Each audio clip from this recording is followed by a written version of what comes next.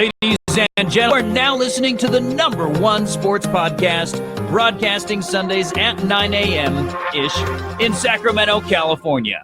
Sports Talk 916. Now here are your hosts, Greg Bowl and Coach Greg Barroso. Good morning. Happy Memorial Day weekend. It's Sunday. It is 9-ish. And you're tuned into episode number 281 of this little shindig we call Sports Talk 916. I'm Coach Greg, and right there is Mr. Chief, Greg Bowl. And happy to have you. What's happening? Not much, man. How are you? Good. Just kind of chilling this weekend. Yeah, nice lazy weekend. Well, not too lazy, but lazy weekend. And keep things going. What's up, Oscar? Good morning. Kind of a lot to talk about. Not a lot to talk about. And since we have Oscar on, Oscar, it's National Blueberry Cheesecake Day today. Ooh. Yeah. That sounds like a plan. Doesn't it? All right, show's over. Off to Commanders. So yeah, like I said, there's a lot to talk about. Not sure if a lot of it is something that we want to talk about, but there's quite a bit going on in sports. So the big one, obviously, locally here is there's the what is and the what could have been. The what could have been is the Sharks could have been in the Stanley Cup Finals. They were ousted by the St. Louis Blues and missed that opportunity to face the Boston Bruins, which for me is good because that saves me a lot of money because I was planning on going to one of those games in Boston. But the boys at Sharks Talk 916 will be on at 11 today to discuss that in full detail, so we're not going to rain on their parade at all, but it is a bit of a disappointment. The Sharks have a lot to discuss in the offseason with player personnel and who they want to bring back and who they want to stay or who they want to go.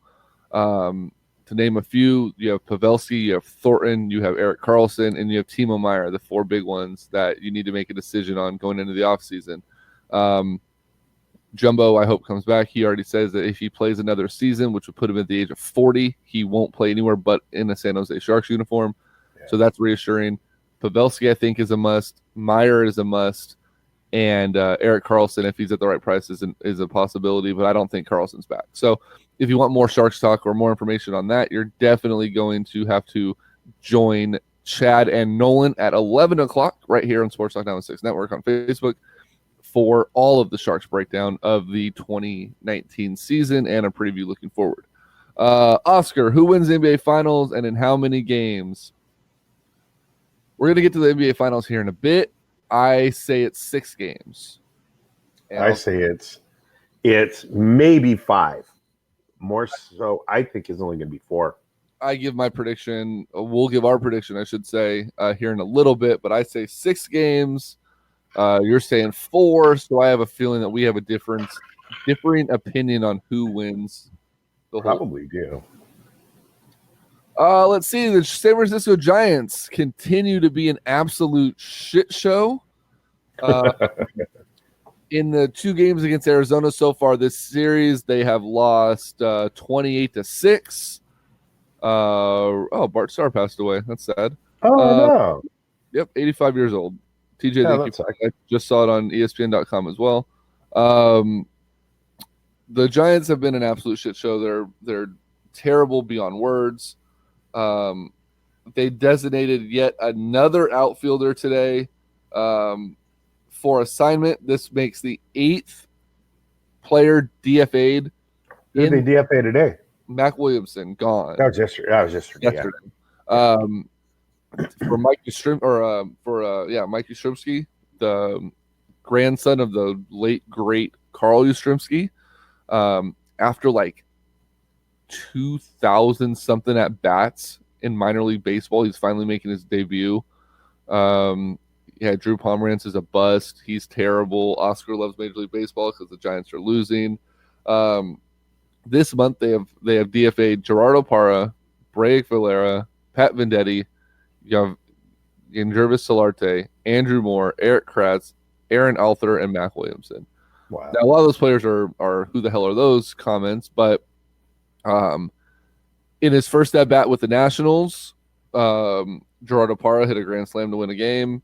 In his first at bat with the Mets last night, Aaron Alter, who the Giants gave one at bat after they picked him up, hit a home run in the 6th inning to win the game. I don't know if Zadie is just looking to continually, hit that home run, no pun intended, with the next guy they bring up, or if he really does have a plan, but something is clearly not working.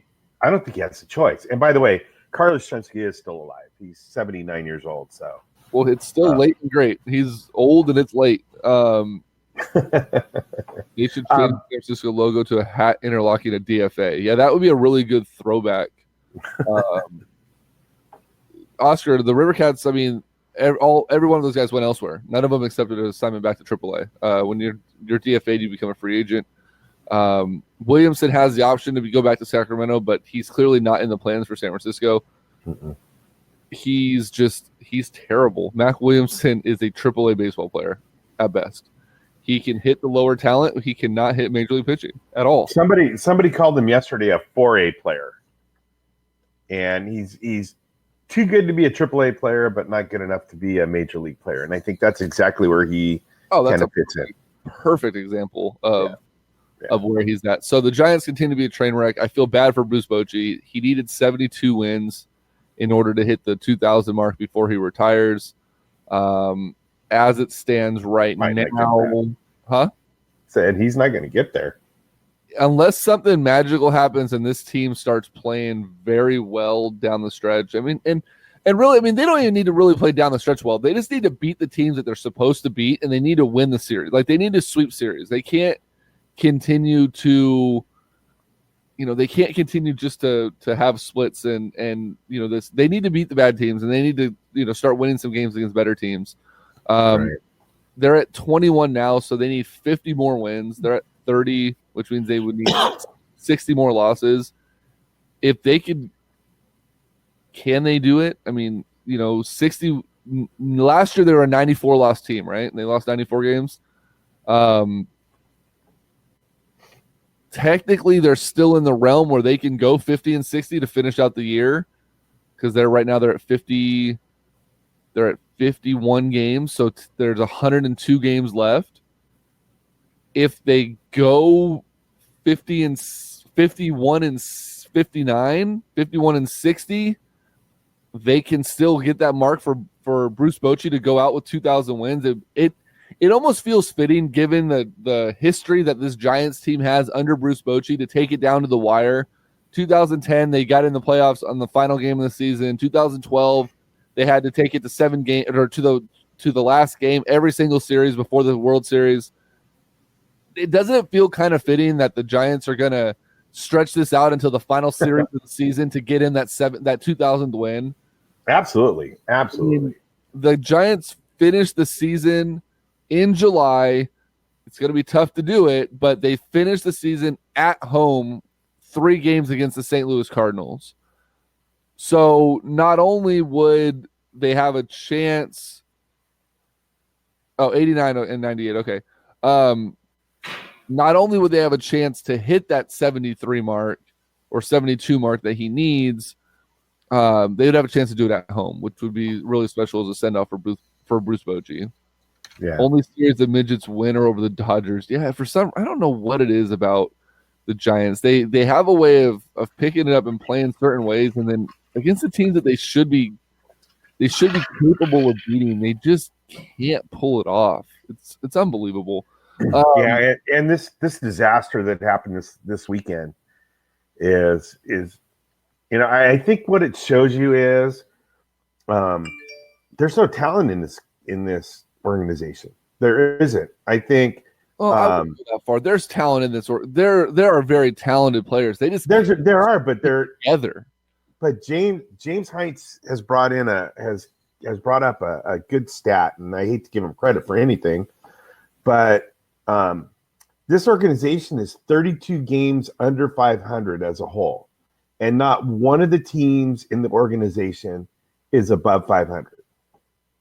So that tells me there's not a lot. There's a little bit of talent here and there, but there's not a lot of depth. There's nobody coming up that's going to be a Bellinger, or it's going to be somebody who's going to come up and all of a sudden hit 20 home runs in 25 games. It's just not going to happen. Which is where Zadie needs to earn his paycheck. He has trade pieces. He needs to move pieces around and figure out how he's going to do it. But realistically, even though all this talk about Bumgarner being traded and bring it back, no. But what I'm saying is that's the one piece that everybody seems to think that is out there, and really he's not pitching that well either. Bumgarner's some of the best baseball he's pitched in a couple of years, but still, that's not all that good. For Bumgarner, I'm not saying as a whole, but for the level that we presume him to be, he's not pitching that well either. You're not going to get. I mean, who in this organization, who on the major league roster, are you going to be able to get anything out of? Crawford can't hit. Panic is streaky. Belt is the ultimate in streaky and injury prone. Buster's batting on one leg. Maybe the bullpen. Maybe I don't know. A couple of those guys you might be able to get something for, but there's no piece in this organization you can trade and you're going to get 3 or 4 or 5 good prospects for. There's just nobody there. Oscar, I would actually agree with you on that. I would move him to the Dodgers and get some of those young pieces. Why would they give them? I mean, they're not going to give up the young pieces. They are going to give up young pieces because you're going to go after a guy like Bumgarner for the postseason. There's not a better pitcher in baseball that can get you through the postseason than Madison Bumgarner. He's been pitching. He's the best pitcher on this roster. His numbers. You're looking at it from the outside because you see that the Giants don't score runs. They give up late runs. He pitches great in games, and then the bullpen comes in and blows it. The offense doesn't extend the leads. Bumgarner right now, he's 3-4 with a 4.10 ERA. Started 11 games, 68 innings pitched. He's given up 68 hits, 37 runs. Only 31 of those are earned. 10 home runs, 13 walks to 70 strikeouts, and batters are only hitting 260 against him with a 1.19 WHIP. Those are good numbers for 11 starts into a season when your team can't score more than 2 runs for you to win games.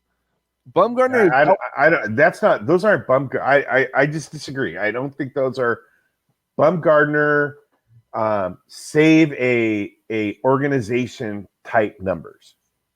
Those are compared to the first month of the season to the second month of the season. Bumgarner has cut all of his numbers in half, and I'll give you that. So he's progressively getting better as he gets back into midseason form. And as the trade deadline approaches, you got to remember, there's not a non-waiver deadline anymore. You're going to put all your eggs in a basket to get him, or you're not. And there's going to be a team that's going to want Madison Bumgarner for a playoff run.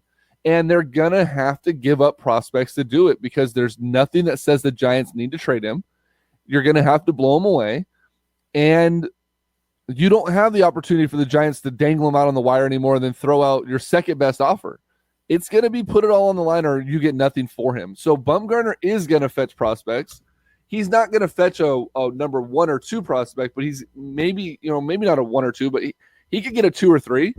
He could get one of those guys that are going to be, one of those pieces where it's like, this could actually be the guy that turns the corner for, left field or whatever.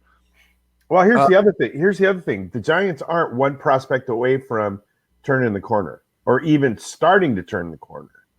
No, but there's no outfield help anywhere in the organization. There's not really a first baseman, although I think they have a couple of pieces that are pretty good. Third base is a joke. I want to talk about that in a second. They're a long way. They're starting pitching. Obviously, they have no starting pitching in Sacramento. They have starting pitching that's AAA level because those guys are killing it down here. But you go up there and you come up to the Giants and they have nothing. I mean, Look how many runs they've given up in the first inning. It's just disgusting. Yeah, it's terrible. So, here's the way you can talk about all you want about trading these guys. I just don't think you're going to get anything for them. You're not looking at the broader aspect of trading these guys, though. So you trade Bumgarner. Let's say you get let's say you trade him to Atlanta, and Atlanta or the Yankees, two of the deepest farm systems in baseball. They can afford to give up 2 or 3 of their higher end prospects because they have 8 or 9 of them that are waiting right below them to slide into that role. You bring those guys in the organization, and then Bumgarner's off the books. Let's say you trade a Brandon Crawford, a team that wants a defensive, stalwart out there that has, when he does hit, he hits the ball well, and he hits for average well, but he's just in a slump right now. He's been in a slump all season. You get a guy like Crawford, or you move a Brandon Belt for a DH role or a backup, first baseman down the line. You're going to get decent prospects for those guys, but the bigger thing is you're getting out of those fucking god-awful contracts that these guys aren't earning. Now you remove Bumgarner's $30 million that he would be getting. You remove Crawford's $20 million. You remove Belt's $18 million. That, and then, Melancon falls off next season. You have, if you move Will Smith or Tony Watson, you clear up some money there. You're going to have all these younger guys that aren't getting very much money. Longoria, you could probably move at the end of the year, if not just cut him and just pay him and get rid of him. Now the Giants are back in that realm of, well, let's go out and get a free agent. Let's go spend some money because you just cleared up. Not only did you open up a few holes and get some prospects, but you cleared up a ton of money that you could go out and spend. And you could throw that $300 million at Bryce Harper, which, by the way, isn't paying off for Philly. You know what I mean? Like, you could go out and make a run at those upcoming free agents by clearing out that logjam of cap space. So moving those guys, yeah, you may not get that big, like, oh my God prospect, but you're opening the door for that big, oh my God, free agent that's going to start turning things around as well. And yeah, they're not 1 or 2 players away, but if you look at what the Dodgers did and what Farhan Zaidi did down there, if you could get a couple pieces in there, he's good at filling gaps. He's done that well with the Dodgers multiple times. Now, they got lucky, and obviously their prospects came up and did a lot more than the Giants have done. But if they only have 1 or 2 gaps that need to be filled by moving some of those bigger contracts, and he has the money to do so, he's one of the best at filling a roster space when there's talent around him. So, you give him a little bit more hope when there's money to be spent. Charlie says, is it time to move on from Buster Posey? It hurts to even entertain the thought. No. My take on this, and yours is probably going to be the same because we've talked about this multiple times, is Buster Posey doesn't want to leave San Francisco. He has his organization there with his wife for the children that he does. They have a lot of stuff going on in San Francisco. They're fully ingrained in San Francisco. I think if you're the upper management, if you're Zaidi, you're the next manager, whoever comes in there, you sit Buster Posey down and you go, look, we're moving you to first base. We're getting you out of the squat. You've had nothing but leg problems your entire career. Yeah. We're getting you off your legs, and you're going to be first baseman. That way we could save you, and maybe you find that form. Because if you look at Buster Posey's splits, he hits way better when he's coming off of the first base side, not in the squat the entire game. He actually has some pop in his bat when his legs are underneath him. Yeah. You have Joey Bart waiting in the wings. Yeah, Bart got hurt, but Bart, before he got hurt, was playing tremendously, and he's calling amazing games. Yeah. Joey Bart is going to be the catcher of the future. You move Buster Posey to first base, and you get rid of Brandon Belt. Or if you can't get rid of Brandon Belt, then you put Brandon Belt in left field permanently. There's no more dicking him around. You're a left fielder. You play it well. Find your bat. And maybe that would help Brandon Belt because it removes him from so much going on in his head. He doesn't have to worry about setting offenses or defenses. He doesn't have to worry about pickoff moves and runners on first and all this other stuff. You're in left field. You catch the ball, you throw the ball, and hit the ball. That's it. You have 3 jobs now. You don't have to be that field general that he is because him and Brandon Crawford are the 2 that run those infields. Put it on Crawford, get Bell out of there, let him do his thing out in left field, and move on. And I think out of all the stuff that you said, the one thing I'm I hate to admit this, but I think I'm starting to come around on trading Bumgarner. I mean, I just think you have to. And I think the days of Bumgarner are over. Maybe like you said in the past, maybe we trade him and then in a couple of years he decides to come back and play out his career here. Barnbaum in orange and black would be amazing, TJ. I think there's two pieces on this team that you can't trade, and I think I'm starting to come off my Baumgartner being one of those. And I think Posey you can't trade, and I don't think you could trade Brandon Crawford. You could get a lot for him, but this team is, up until the last couple of days, has been in a lot of games, has been able to come back and win games in the ninth inning, and scored a whole bunch of runs in the ninth inning. But defense, by and large, defensively they've been good, and I just find it hard. You don't find shortstops like Brandon Crawford. They're like starting pitchers that are like Bumgarner. You just don't find him every day. And I just think that you want to stay strong up the middle. Right now, they're strong up the middle until you get to the outfield, and then it's a shit show. The middle's fine because you have Pilar out there in center field. The middle is great. Well, Pilar's been playing left or right field. They moved him over to right field. Duggar's been playing center field, which is still good defense. It's good, but I just don't think you can afford to trade Crawford. I don't think. Obviously, you're not going to trade Posey. He's not going to go anywhere. They're not going to trade. That's the only piece that they have to hang their hats on. In terms of he's the face of the franchise, and you're not going to trade the face of your franchise. I agree with you 1,000%. You sit him down and go, look, you're either going to move to first base, or we're bringing Joey Bart up, and you're going to sit your ass on the bench. Right. And maybe you have to restructure his contract. Maybe you have to do something. I think he's worth it because I think he is not only the face, but he's the heart and soul of the franchise. So you can't. I don't think, even though we suck right now and things are going bad, I don't think you can afford to lose Buster Posey. No, not at all. I think Brandon Crawford's the other untouchable, and I guess as much as it hurts me to say it, I think everybody else is on the table. So I mentioned if you can move some of those guys, you free up some money.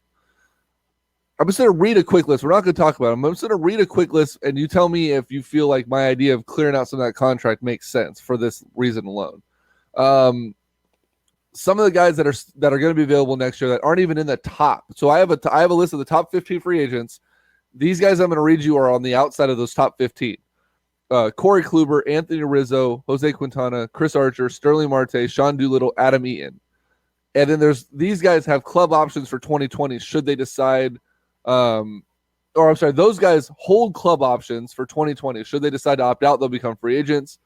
There are also guys. Hold on. Player options or club options? These guys. It says that these guys hold club options. So that means the club has the option on them. They don't have the option. The other guys that have opt-out clauses are Steven Strasburg, Yu Darvish, Kenley Jansen, Elvis Andrews, Jason Hayward. Now, unrestricted free agents going into next season.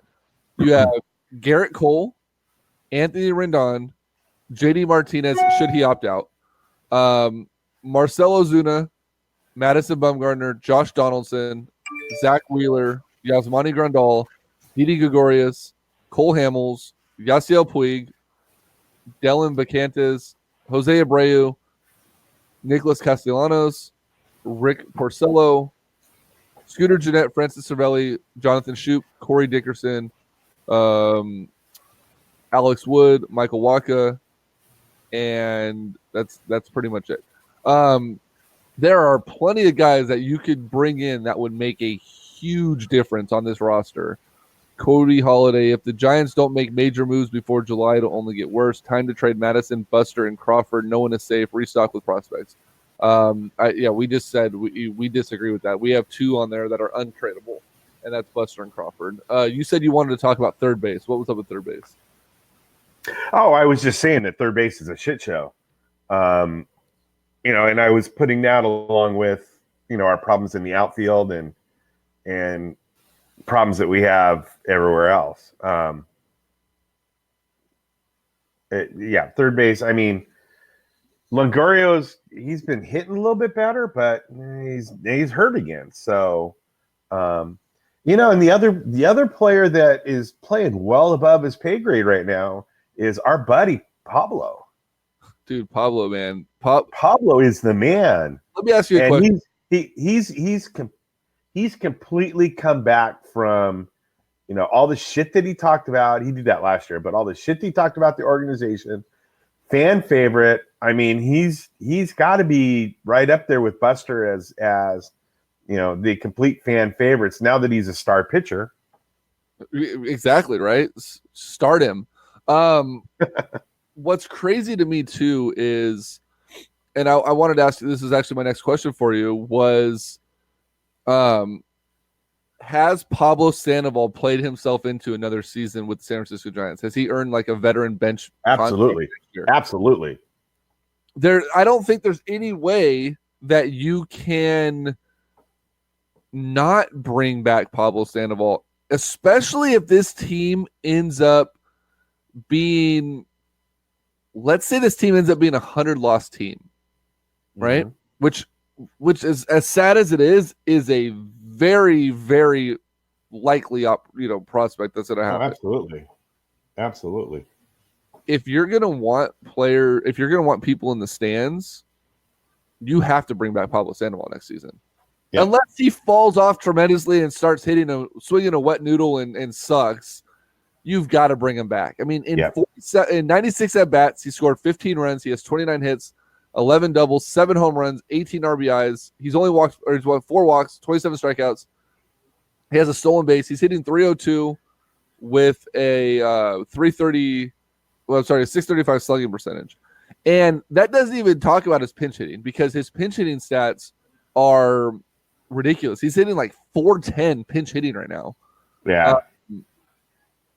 So Cody talked about trading Crawford and Buster, says if it brings back major and younger talent, yes. But the thing is, you're not going to fill that hole at short. Like, you want the shortstop to be. You definitely want to have that anchor at shortstop, even if he doesn't hit the ball. Put him at the 8-hole and you keep him there. Right. And TJ, you're right. People are not in the stands right now, and it's hard to see. But Pablo at least brings back some of that. The other thing that I think the Giants are trying to do right now with Mike Yastrzemski coming up is they're going to start playing the Yastrzemski card. I bet you we see Carl Yastrzemski at a game at some point doing something for his grandson. Hoping to get those older baseball fans back in that recognize the name.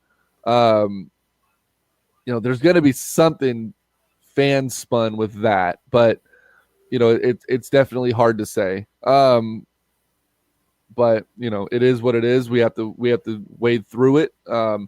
Of all those names that I read through on that list of upcoming free agents, it's weird. I mean, it's really, really weird. But the one name that excited me on that entire list, can you guess who it was?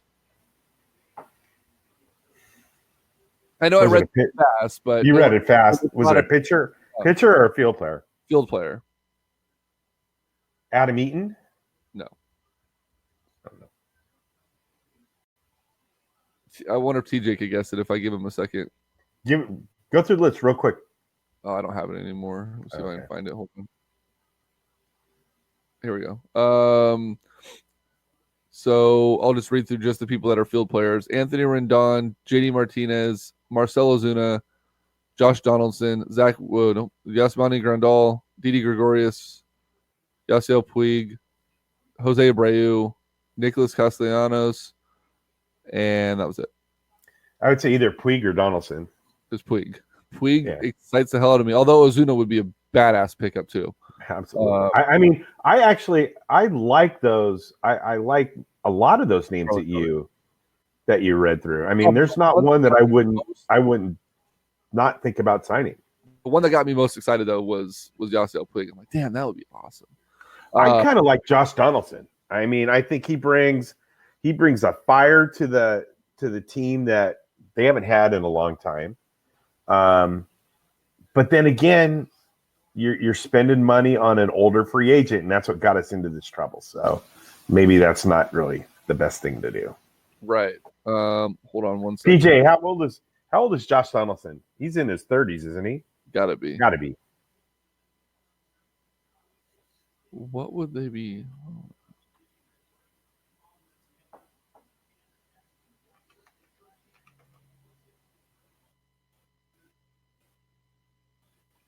I'm letting this is TJ riveting answer radio. your question. This is great, isn't it? I was just reading something that Zion Williamson got offered a movie role in a $20 million shoe deal by Master P. I was trying to figure out what shoe company that they have. Yeah, Donaldson's 33, so he's out. I wouldn't. I would spend zero money on any free agent over the age of 28 or 30 or 29. I mean, you're not gonna.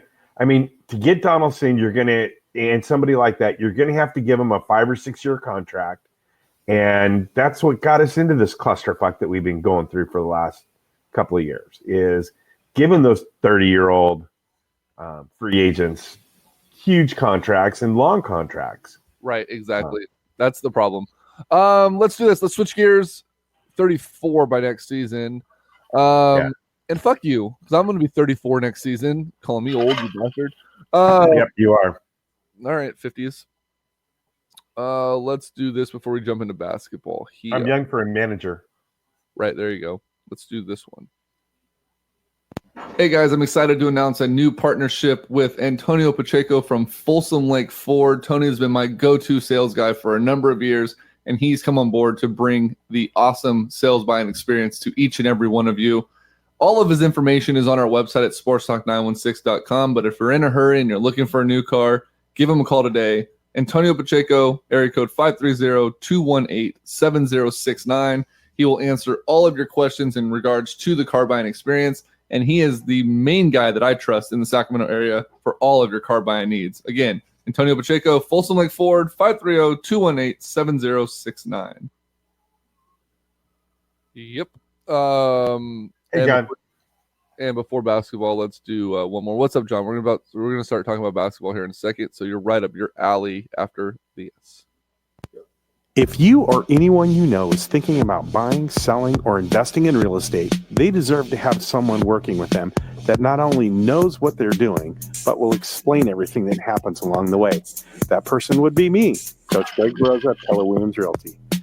I have 2 goals. My first goal is to coach you through the buying and selling process, making it easy to understand and as stress-free as possible, which isn't easy sometimes. My second goal is to have fun doing it. Come be a part of my team. Let me coach you or anyone you know through the real estate process. Give me a call at 916-241-8068, and let's talk about how I can coach you through the real estate process. Let me ask you one question. Who do you know that's looking to buy, sell, or invest in real estate that I should know right now? Again, that's Greg Veroza, Keller Williams Realty, 916-241-8068. Yep. So NBA Finals are set. We have the Toronto Raptors hosting the Golden State Warriors. First of all, thoughts on... I'm not shocked that Golden State steamrolled Portland.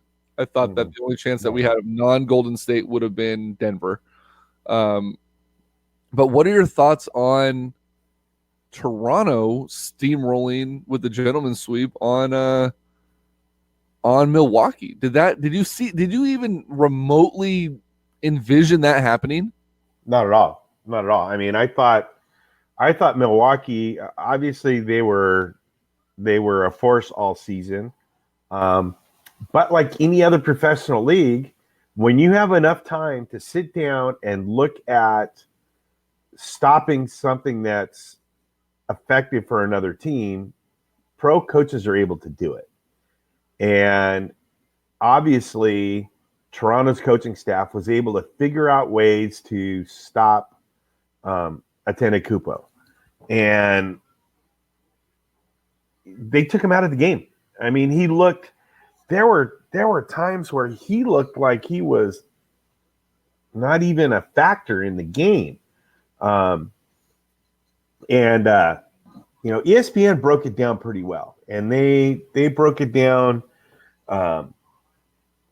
They focused a lot of time on what Toronto was doing to him and how they were stopping the Greek Freak, and it was pretty brilliant. And I think when you're playing a team, one game at a time, and you only see them 3 or 4 times a year, you're not going to figure out a way to stop him because he's still relatively young and inexperienced.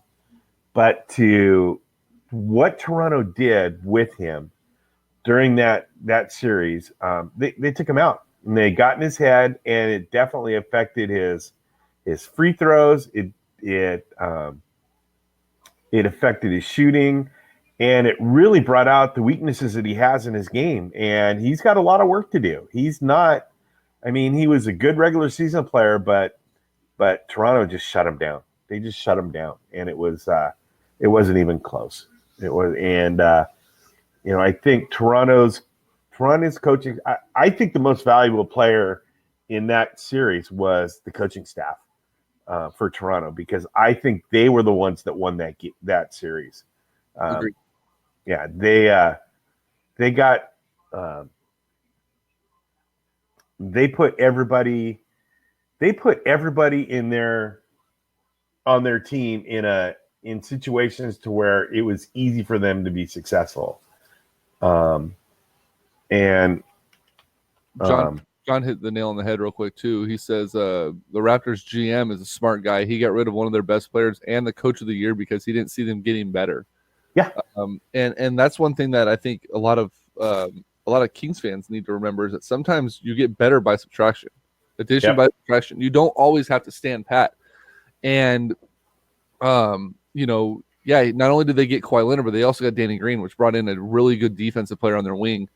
Right. And like you said, the coaching staff, they made great plays. I mean, putting Kawhi on Giannis was a game changer, and it, like you said, it disrupted his play.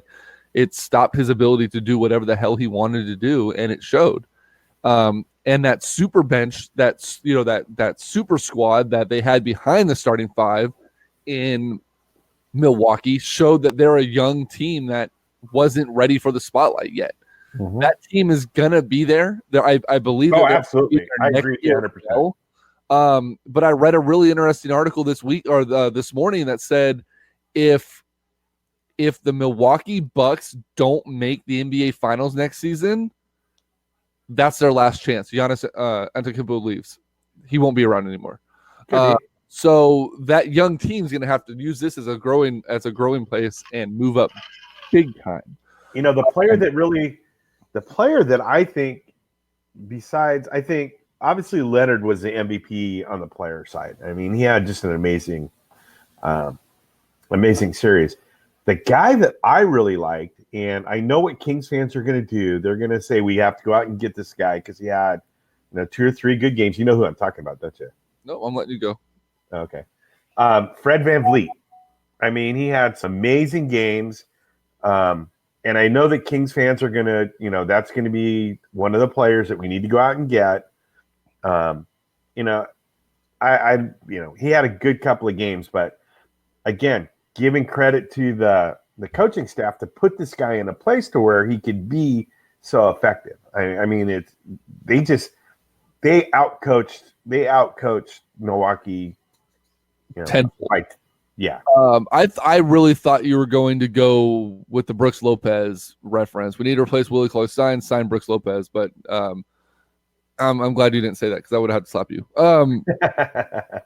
The other thing that's going to be interesting is just how Milwaukee how Milwaukee bounces back, but how much doubt gets put in a young player like Antetokounmpo's mind that he can't do it all. VanVleet, he was a good player. He definitely is, but Toronto is one of those places where you scratch our back, we're going to scratch yours kind of thing. Perfect example of that is last season when they came up short, maybe it was 2 seasons ago, when they came up short against Cleveland. It was the year that they made that trade to get Serge Ibaka. Mm-hmm. Every single narrative across the country with that trade, and even the GM came out and said it, we made that trade for a playoff run. That was it. They had zero intention of keeping Serge Ibaka because they knew they were going to have to pay him a lot of money on that team. Right. What did Serge Ibaka do that year? He almost changed the entire series against Cleveland, and unfortunately, LeBron ended up carrying Cleveland through that. But Ibaka got signed, and he's there. And I think Van Vliet and the other guy that made those 2 free throws at the end of the game last night, is it Siomsa, something like that? I'll have to look up how to say his name. Pascal Siakam. Siakam. I think you're going to see Siakam get locked up there as well. There's going to be some of these lower key guys that are going to stick around, and that's just the Raptors' way of doing things. And I legitimately think that you overlook someone as far as the MVP of this team, and aside from Kawhi, and that is Kyle Lowry. Lowry has been through the ringer there, always being in DeMar DeRozan's shadow. Can he do it? He wanted out at one point. Were they going to trade him? Were they going to do this? Were they going to bring him back? Yep. Not only did Kyle Lowry stick his head in there and keep grinding, but Kyle Lowry last night was as big as a part of that win as anybody else was, or in the whole series. So I think Kyle Lowry is going to be just fine. And we're overlooking a huge piece that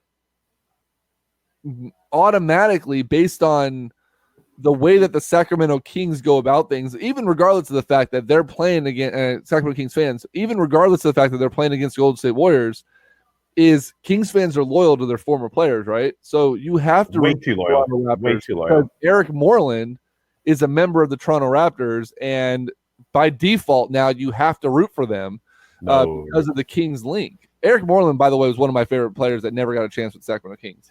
I thought he had talent beyond belief, and unfortunately it's not really working out. But and Toronto has a secret weapon too. That's been to the last 3 NBA finals, and that's Patrick McCaw. Just ask him; he'll tell you that he's a weapon. That even though he didn't play in the whole series against Milwaukee and has scored like 2 points in 32 minutes for the whole playoffs. I guess there was a Twitter war that he started talking about that it's his 3rd finals in a row, and that he's part of the reason why Toronto's in the finals. And I guess Warrior fans went apeshit over it yesterday. Yeah, and TJ, to answer your question, that's kind of where I was getting at with this series cemented what was going on. I absolutely believe that getting to the NBA finals right now has locked Kawhi Leonard into the Toronto Raptors. I don't think he wants to leave. I think that I'm not sure. I think it's the perfect low-key, low spotlight. There's not a lot of pressure on me. I can do my thing. I can play basketball. Everyone supports me. We have the supporting staff. I don't think we see Kawhi Leonard go elsewhere. I don't think we see him go elsewhere, period. I just don't. I think that I think the only other guy that he wants to be out of the spotlight, and how much more out of the mainstream media spotlight can you be in the NBA as it not being in the United States? Well, I think I think the only place he goes is LA, and he could go to either LA team. He will not play with LeBron. I promise you. They've apparently made up. He called and apologized to LeBron earlier in the season. Though. It has nothing to do with LeBron. He does. I don't think LA is an option. He does not. Everything you've ever read about Kawhi Leonard, and he's gone about every way possible of not admitting to it. Kawhi Leonard does not want the bright lights on him. So I think by default, you get rid of LA, you get rid of New York as a possibility for him, period. He doesn't like it. He doesn't want to be that guy. When all the attention was on him after that trade to Toronto, he ducked. He didn't want to be a part of it. I think Toronto is the perfect place. Like I said, it's outside of the United States even. Fucking off season, what do? You go to a mountain that you can't even find the motherfucker. He's gone. I don't think you see Kawhi Leonard leaving Toronto. I really don't. I don't know. I could see it happening. Before we break down the like Charlie says, if you want to be out of the spotlight, come to Sacramento. I saw a whole bunch of threads this morning about we need to go after Kawhi. We need to throw money at him. He could come to Sacramento. He's not coming to Sacramento. He's not coming to Sacramento. He's not coming to. We're not getting Durant. We're not getting. We have a better chance of getting Kevin Durant than we do Kawhi Leonard. And we have no chance of getting Kevin Durant. We have like no way. 65% chance of getting Kevin Durant. Which is coming down a 0.65% chance. No, I think there's enough talent and enough in this organization that he can do it, but he's not going to. No. Before we break down the Warriors side of things, I wanted to talk about another player that the Sacramento Kings possibly could go after. Hold one second. And that is Klay Thompson. And the reason why I say that is Klay Thompson, the NBA fucked Klay Thompson. The media of the NBA fucked over Klay Thompson. Oh, God, yes. Oh, yes. This is the dumbest thing ever. So Klay Thompson was already in line to get less money from Golden State because they want to lock up Green. They possibly could throw money at Durant. They want to keep the core together, but Klay is kind of the odd man out. Well, if there's any indication that Klay can leave now because of the equal money standard, it's going to be out of Golden State because the NBA and their media, Ernest, your A's are starting to come around. It was looking rough there for a minute. They've been fun to watch. I've actually been watching some A's baseball here lately, and if they can continue to come around, I think they're going to be fun. John, I don't see him coming here, but the Kings, I think, could be a potential player in the mix now because of the fact that Klay had to make the All-NBA either first, second, or third team to qualify for a Supermax. Somehow, Klay Thompson did not make the third team All-NBA, which blows my mind because I thought for sure he'd at least be a second team All-NBA. He goes from being able to qualify for a 5-year, $212 million Supermax down to a 4-year, $187 million max deal. I don't think that Klay Thompson is going to re-sign. If he's going to get equal money on the board anywhere as a max deal player, I think Klay Thompson leaves the shadows of Golden State, leaves the shadows of Steph Curry, Draymond Green, and everyone else, and moves and takes the same money elsewhere. I think the only thing that Golden State had in their favor was if he was able to get the Supermax, they could offer him more money to keep him there. I think Klay is gone. This will be the last time we see Klay Thompson with the Golden State Warriors. And I think we're going to see Klay Thompson ball the fuck out in this NBA Finals to prove that he's ready to get that big contract. What do you think about that? Especially if Durant's not playing, depending on how many games Durant plays. I agree with you. He definitely got screwed. Kemba Walker is not a more deserving player to be on the All-NBA team than Klay Thompson is. Absolutely not. I could see two things happening. I could see Thompson leaving, definitely, and I think you're right. I think he could ball the shit out of him and come back and have great games against the Warriors. Or I can see him sticking around, especially, again, if Kevin Durant doesn't come back. If he leaves, then all of a sudden we're back to let's bring the original gang back together. Yeah. And that's what John and Ernest both just said as well. He said if KD leaves, Klay stays, Warriors re-sign him. Klay retires the king, I'll retire the logo on my what? Klay retires the king, I'll retire the logo on my butt. I don't know what the hell that means.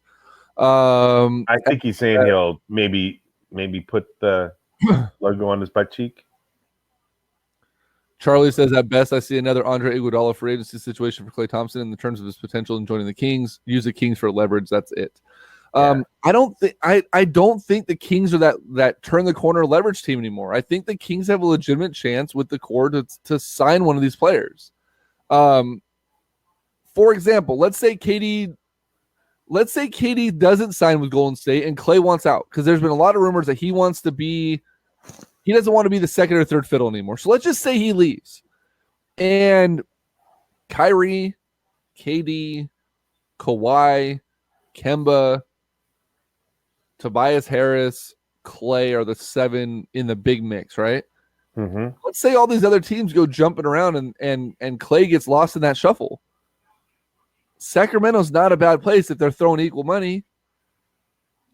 It's not going to be one of those things where it's like, oh my God, we're just going to use the Kings for leverage and fuck them over. The Kings have turned the corner. They're going to start being a better team to sign these players. Yeah, I agree. Tobias Harris has already used the Kings for leverage once. Yeah. They offered him a max deal term sheet or a $485 term sheet, and he ended up taking the same deal, was being matched, I believe, with the Clippers at the time. The Clippers or the Bulls? I don't know which one it was. It was one of them. It started with the C. But yeah, so before we get into the Warriors, let's go ahead and remind you guys that Albert Chavez is one of our lead sponsors here at Sports Talk 916. He is the mortgage king with United Wholesale Lending, and he's continually updating new programs, perks, and info series weekly. I didn't get one this week, so we're just going to kind of go the old route. But he's continually updating the home buyers on different processes that are available to them to buy a new home, refinance, etc. He sent us some information this week regarding appraisal waivers and different ways to streamline the buy-in process, which could be an option for you depending on your home. He also talks about closing costs. If you just got out of college, there's different programs available for you as well. If any of that strikes interest, if you have any interest in buying a home or refinancing a home, and you have questions, call Albert Chavez, 916-230-1537. Again, he is the mortgage king with United Wholesale Lending. Greg Rosa works with him on a continual basis, and with them partnering together, they can get you into a dream home today. So give them a call, 916-230-1537. So Barn Bomb let me read this because this is another old Barn Bomb. Wait. Damn it, Barn Bomb. What now? Go. So Barn Bomb says, I actually have a draft question. So Sacramento drafts number 40, number 47, and number 60. Does Taco Fall not get picked in round 1? No, he won't get picked in round 1. Do you then pick him? If you were in charge, would Willie and Costa walk, or who would? So first off, Taco Fall is a freak. He's a freak show, and that is he's a sideshow. He's a sideshow. He's Manute Bol and not Taco Fall. We know Simbular. Manute Bol is a little bit older. He's Simbular for Kings fans. He's a better version of Simbular. Again,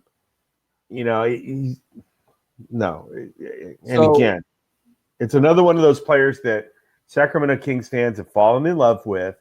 And, if there's nobody left at 60, yeah, okay, I'll take him, but he's not gonna. He's not now.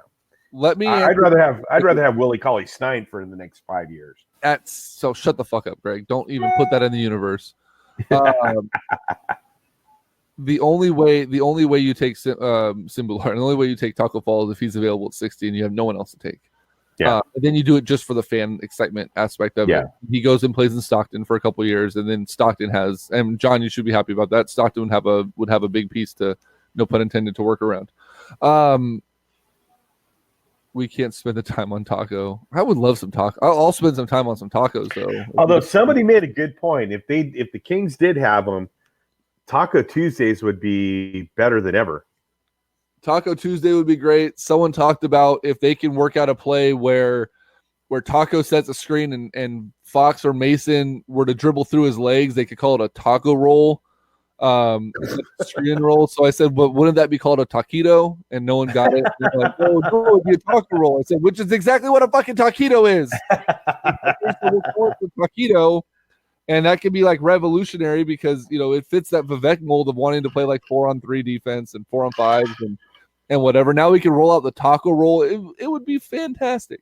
But to answer your question, Mike, if you draft him, it's at 60, or you sign him as an undrafted free agent and you bring him into summer league and you let him play for Stockton.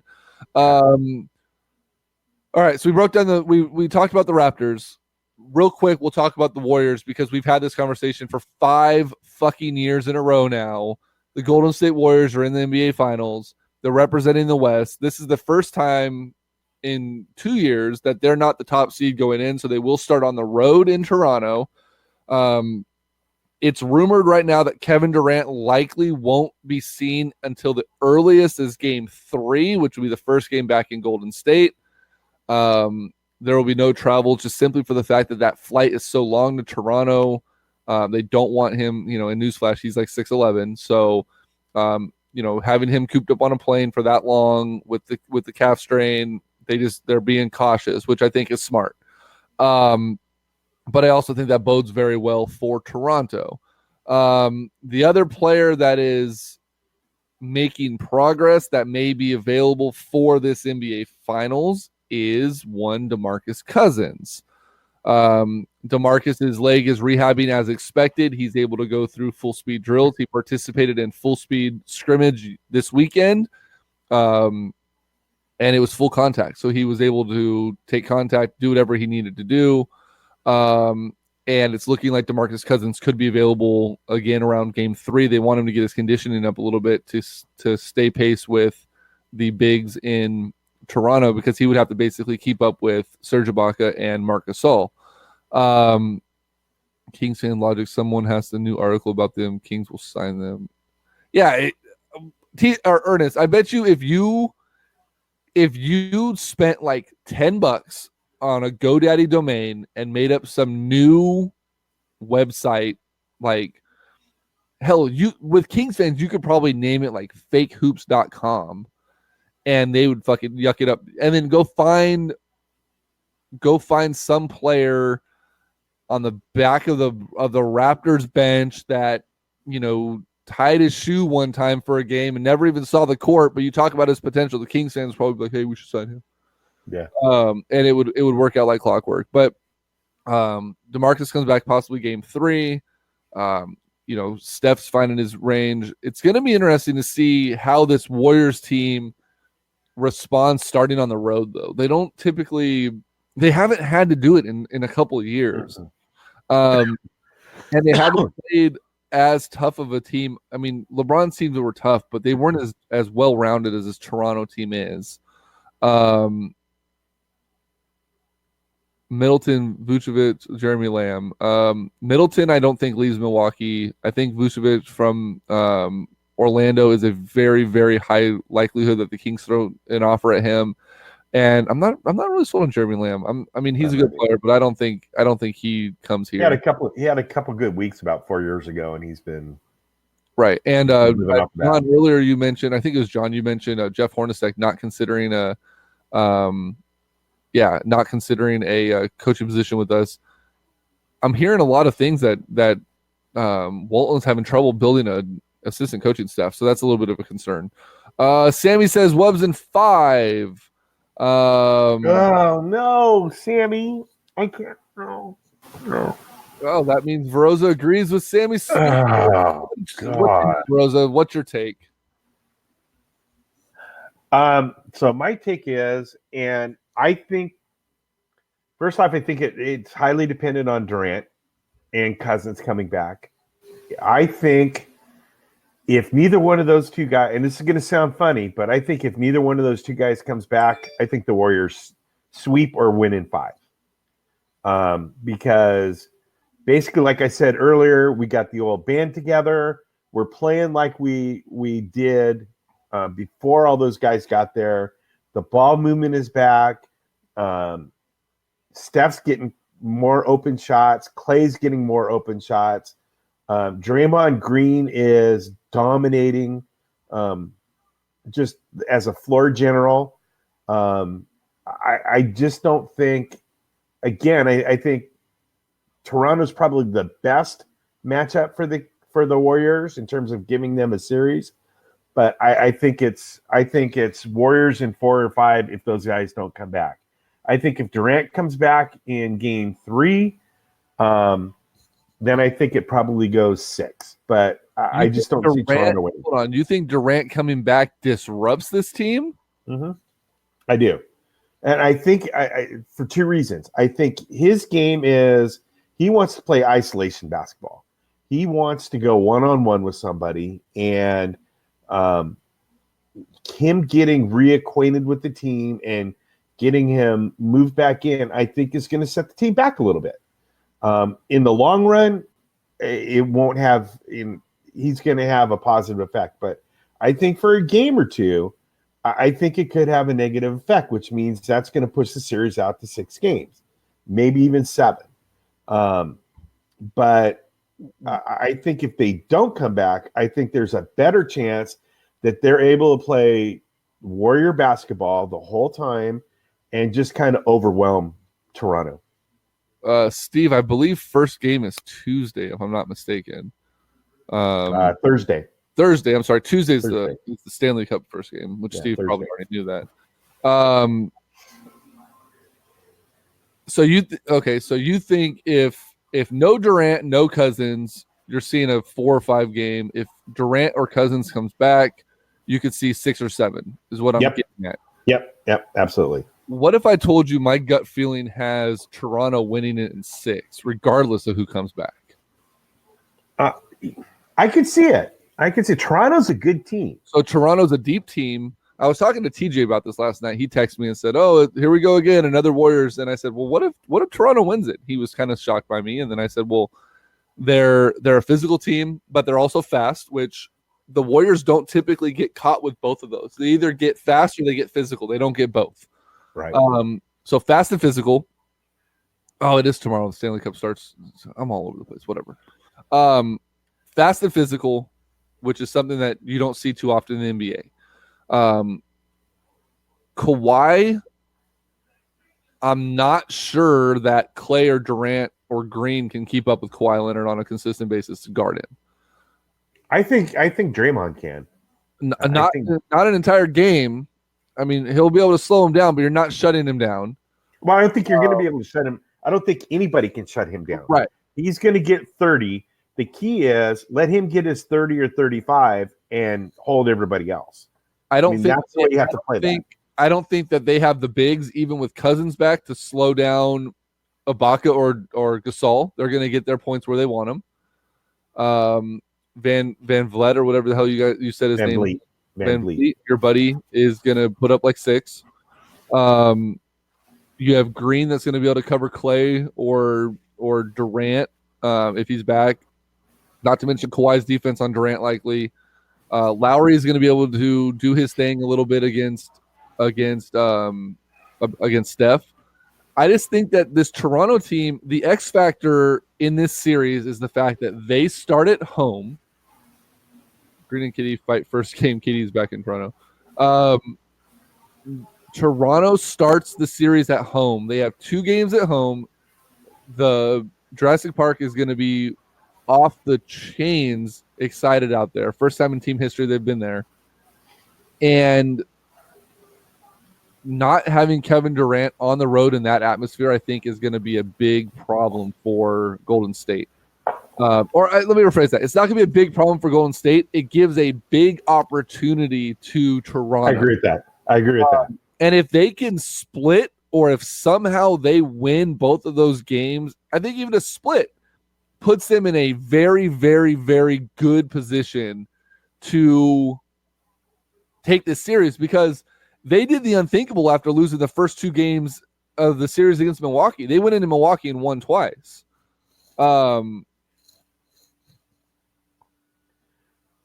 Golden State's not easier to play in than Milwaukee, they did win both games in Milwaukee.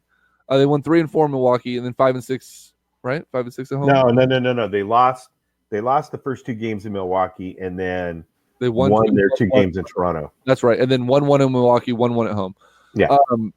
But that's all they would need to do. They only need to win 1 game in Golden State.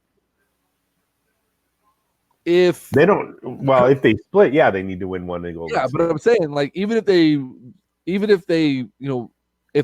split, if they win them both, they only need to win 1 game in Golden State to win it in 6. And I have a feeling that it could happen. That's what I'm rooting for.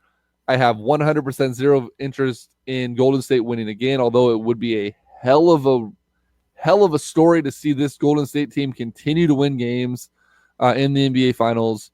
But I'm also kind of curious to see what happens if they don't win, what the team dynamic comes out to be. Do they blame Durant? Do they blame Curry? Or not Curry? Do they blame Clay if he tries to do too much? Does Draymond get pissed? You know what I mean? Like, there's going to be a lot of potential fireworks should they not win. If they win, it's going to be, hey, everything's perfect, everything's cohesive. You know, it's going to suck to lose Durant, but you know what? We thank him for his time. I want to see the other side of it. I want to see Clay and Durant be free agents going, and Draymond needed an extension, and Cousins needed a deal. I want to see that without a championship banner being raised the following season. I just think it'd be exciting. Raptors will win game 1. They will lose game 2. They will win game 3, lose game 4. Raptors will go on to win the next 2 games. I like it, John. And I don't agree with it, but Sammy, you didn't answer TJ's question. Did the Bears get a kicker yet? No, didn't think so. Anything else you want to talk about? I mean, I'm one of those Kings fans that I don't hate the Warriors. I don't not root for them because, and we've had this discussion, and you and I agree with this, they're not a rival. We're not a rival because we haven't played any meaningful games. Right. But I like watching the Warriors play basketball.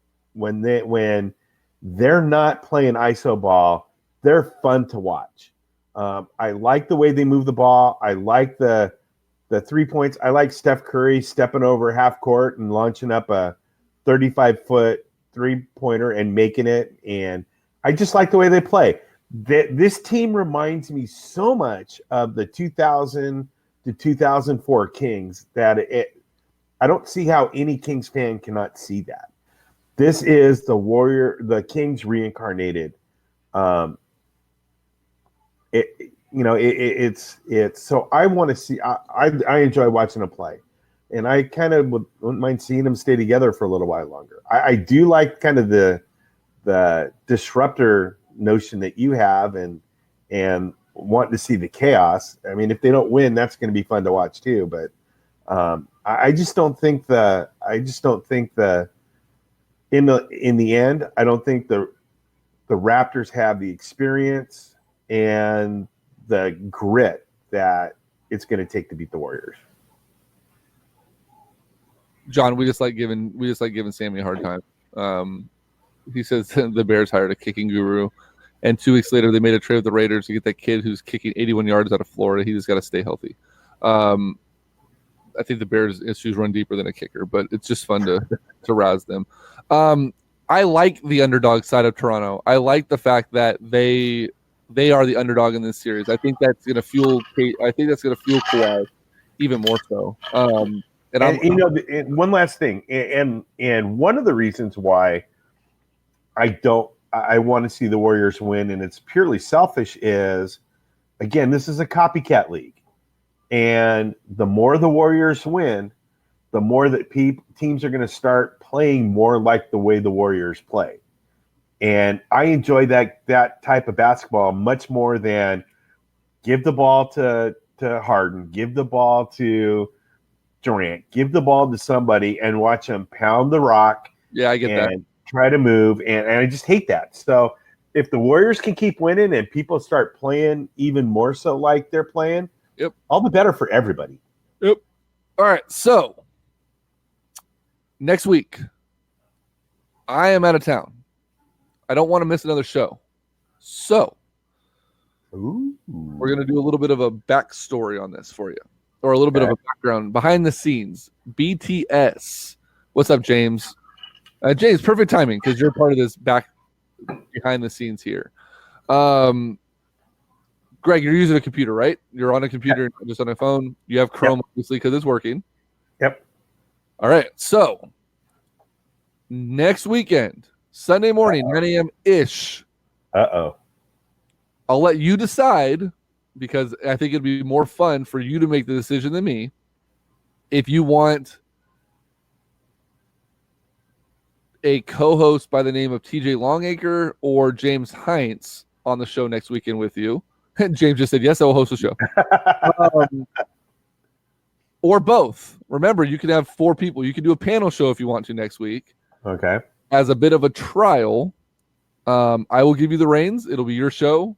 Episode 282 will be Greg Veroza's. You can either have James or TJ or both if they're both willing to do so. And you carry it for the week. That way we don't miss the show. I'll show you how to do it. I'll give you a walkthrough. And then I'll be back on the 9th, which is the following Sunday. And if the basically this is like Doug Christie hosting Grant's show. Yes. And what a clusterfuck that was the first couple of times he did it. Yes. Great. Thanks. So if it works out well, then we might periodically bring TJ and James in and do like a 4-headed monster panel show. Maybe do a 3-headed monster. Maybe just kick you off the show completely. I'm just kidding. Shannon is not in town. I'll be hungover. Perfect. That makes it even better. Maybe you can just drink and look at both of them. I'm available. I can do it. Yeah, sure. I'll do it. Yeah. Get me. Right. So maybe James has a nice strong Bloody Mary that keeps the drinking going. And TJ's right there with him too. They're both chomping at the bit. Yeah. So yeah, have fun with it. You'll have a couple Sharks games to analyze. But make sure that make Sharks games. Make a couple playoff games to analyze. You'll have some NBA finals. You'll be able to talk more about the Giants. Just have fun with it. So we'll set that up. So next weekend will be we'll call it the episode 282, the time bomb episode, and we'll see how long it lasts. And then I'll be back on the 9th. We'll make something work for that, and then we'll move forward. But just want to throw that out. Got a race next weekend? Do you have a race next weekend? Yeah, I'll be in Monterey next weekend, 2, possibly 3 races next weekend. And then the following weekend I have a Saturday race, so I'll be available Sunday morning. So Monterey for 3, 2 to 3, Sacramento for 1 the following weekend, and then have a couple weeks off before we go to we have a July 20th that weekend. I'll just give you a heads up. I won't be in town. I'll be in Utah for a Spartan race. And then we have a couple breaks for that, and then and then Hawaii. So Mike Barnbaum needs to be on the other panel. Oh. No. Not my first time out. Not his first time. Maybe in the future. My first. We'll work on something to get like a myself, Greg, TJ, and Barnbaum, or maybe like not happening on my show, says James, or maybe a Greg, Barnbaum, and Joganitis show. Oh God! Oh my God! Talk about the cluster. Fuck that. I'm excited now. All right, so for episode 281, that's our wrap. Next weekend, Greg, looks like James, and possibly TJ. I will give you guys the rundown. We'll get in touch this week so you fellas know where to sign in and what you need. If Greg does the hosting, then all you guys need is a cell phone. You don't even need to be on a computer. You could just log in via the app with headphones, and you're good to go. But we'll get it all set up for next weekend, episode 282. For myself, for Greg, this was episode 281. Stay tuned. In 40 minutes, Chad and Nolan will be on with Sharks Talk 916 season recap. I'm sure Steve will be in there. Ron will probably be in there talking some shit about the Sharks from the Vegas Knights perspective. And they're going to preview the NHL Stanley Cup Finals with the Boston Bruins and the St. Louis Blues. So, for Greg Veroza, myself, Tony Pacheco, Albert Chavez, and everyone else involved, we appreciate all of you. This was episode 282, and we will see you guys next week. And I'm going to go turn on the Indianapolis 500 because this is one of my favorite days of the year because I get to watch car racing. And Charlie, thanks for not bringing up Drake. I didn't even want to reference Drake. I thought about it, but I decided not to do it. So anyway, you're welcome. Good night, Larry. Next week.